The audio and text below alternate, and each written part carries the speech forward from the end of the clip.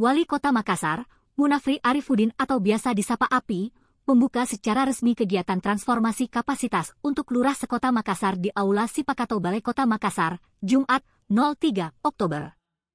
Kegiatan ini menjadi agenda awal penyamaan persepsi bagi seluruh lurah baru di Makassar. Dalam arahannya, Munafri yang akrab disapa Api menegaskan bahwa kepemimpinan lurah harus dibangun di atas dasar integritas.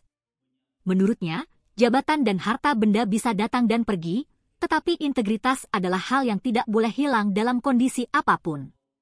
Ia menekankan, seorang lurah yang memiliki integritas akan mampu menghadirkan pelayanan publik yang baik sekaligus menjaga kepercayaan masyarakat. Tanpa integritas, kepemimpinan akan kehilangan makna meskipun jabatan masih melekat.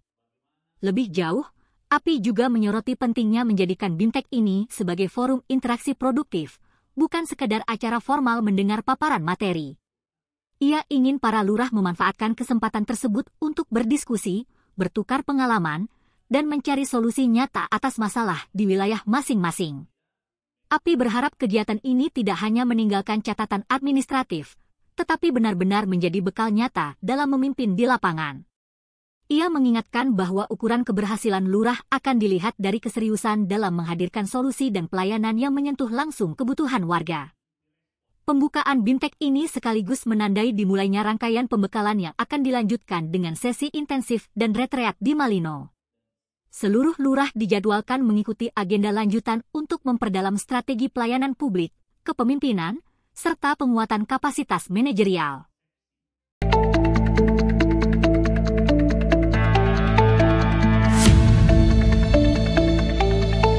Menteri Agama atau Menak Republik Indonesia, Profesor Nasaruddin Umar secara resmi membuka Perkemahan Pramuka Santri Nusantara atau Perkasa tahun 2025 di Bumi Perkemahan Kampus 3 Pondok Pesantren As-Adiyah, Macanang, Kabupaten Wajo, Sulawesi Selatan pada Kamis, 2 Oktober.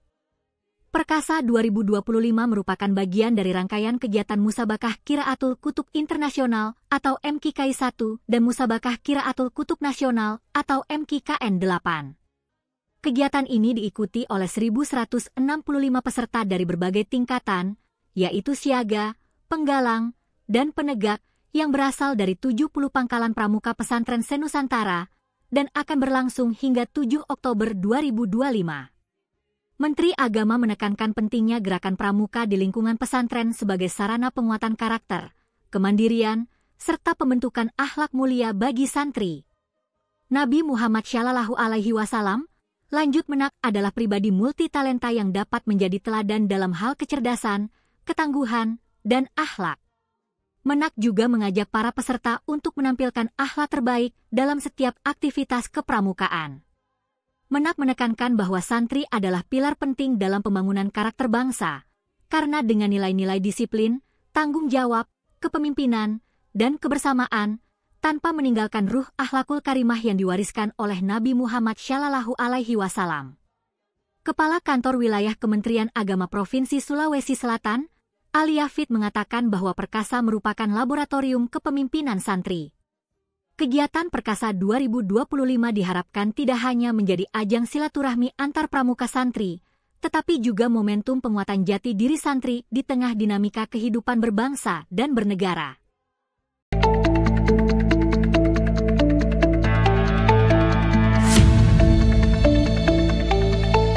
Lembaga Pemasyarakatan Kelas 2 Abulukumba melaksanakan kegiatan penanaman bibit serentak dalam rangka mendukung program akselerasi Presiden Republik Indonesia dan Menteri Imigrasi dan Pemasyarakatan terkait ketahanan pangan, Jumat, 3 Oktober.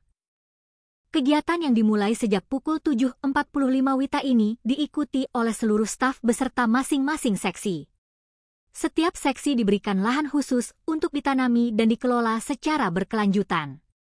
Acara ini juga mendapat dukungan dari unsur Forkopimda yang ditandai dengan kehadiran Dandim 1411 Bulukumba. Kehadiran Dandim menjadi bentuk sinergi antara TNI dan Lapas Bulukumba dalam mewujudkan ketahanan pangan di daerah. Kalapas Bulukumba, Akbar Amnur, menyampaikan bahwa kegiatan ini tidak hanya bertujuan untuk mendukung ketahanan pangan, tetapi juga menumbuhkan rasa kebersamaan, tanggung jawab, dan kepedulian terhadap lingkungan. Kegiatan berlangsung lancar, penuh semangat, serta diwarnai kerjasama antar seksi. Dukungan dari berbagai pihak, termasuk kehadiran Dandim 1411 Bulukumba, menjadi dorongan positif bagi Lapas Bulukumba untuk terus berkontribusi dalam mewujudkan kemandirian pangan sekaligus meningkatkan produktivitas lingkungan pemasyarakatan.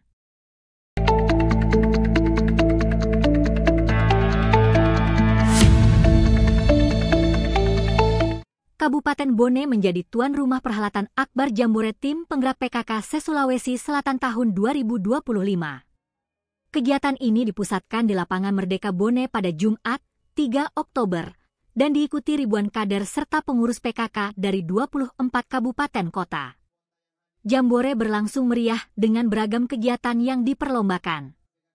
Peserta menampilkan parade defile, memamerkan produk UMKM, hingga menyajikan kerajinan khas daerah masing-masing. Ajang ini menjadi wadah unjuk kreativitas sekaligus menunjukkan potensi lokal yang digerakkan PKK. Ketua Tim Penggerak PKK Sulsel, Naomi Oktarina Sudirman, hadir langsung dan menyerahkan total hadiah senilai 300 juta rupiah untuk diperebutkan peserta. Besarnya hadiah yang disiapkan menjadikan kompetisi semakin bergengsi di kalangan kader PKK. Naomi menegaskan, hadiah yang diberikan tidak hanya sebagai penunjang semarak kegiatan, tetapi juga bentuk apresiasi terhadap peran kader di lapangan. Menurutnya, kader PKK selama ini telah menjadi ujung tombak dalam menggerakkan program hingga ke tingkat desa dan kelurahan. Dia berharap hadiah tersebut menjadi motivasi untuk memperkuat pelaksanaan 10 program pokok PKK di seluruh daerah. Upaya ini dinilai penting agar kontribusi PKK dapat semakin dirasakan langsung oleh masyarakat. Kegiatan Jambore juga menjadi forum konsolidasi kader PKK se-Sulsel. Pertemuan tahunan ini membuka ruang bagi pertukaran pengalaman, ide, dan strategi baru yang bisa diterapkan sesuai kebutuhan daerah masing-masing.